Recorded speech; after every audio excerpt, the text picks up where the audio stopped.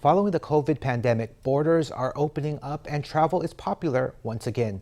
However, a recent survey of the travel industry has found that the market is becoming more and more M-shaped, with big spenders at one end and budget travelers at the other end, with few middle-class travelers to be found in between.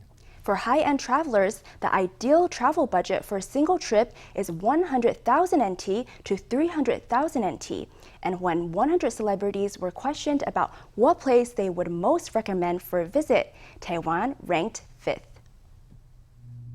People love to go traveling. However, in the post-pandemic era, tourism industry executives are also pointing to a structural change in the market, known as an M-shaped phenomenon, which is becoming more and more obvious, where travel is either for the very wealthy or for budget travelers.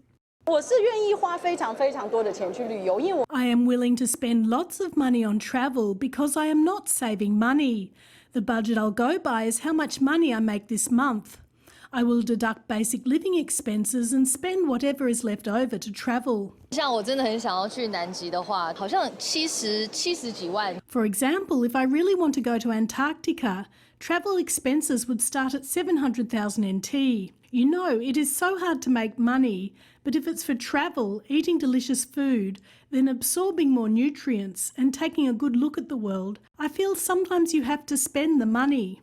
An industry survey has found that as many as 56% of tourists have a budget of 100,000 to 300,000 NT. There are many that are willing to spend 300,000 to 500,000 on a single trip.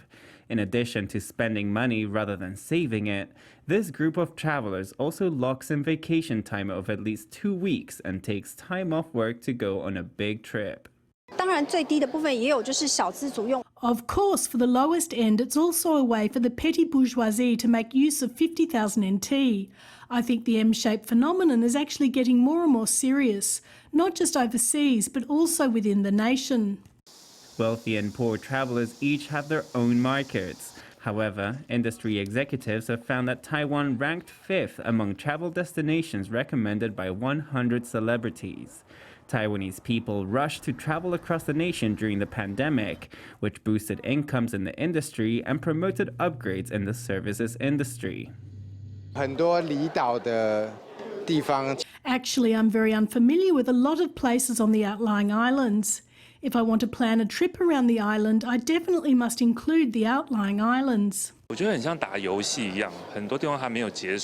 feel like it's playing a game. There are many places that still haven't been unlocked. Clearly, they are places that are very close to me. I feel I should first play this game myself and then properly see the rest of the world. Traditional Tainan, along with Taiwan's east coast, are still the first choice for tourists. The military feel of the outlying islands, along with their vistas of the sea and skies, have allowed the local travel industry to carve out a niche in the post-pandemic tourism market.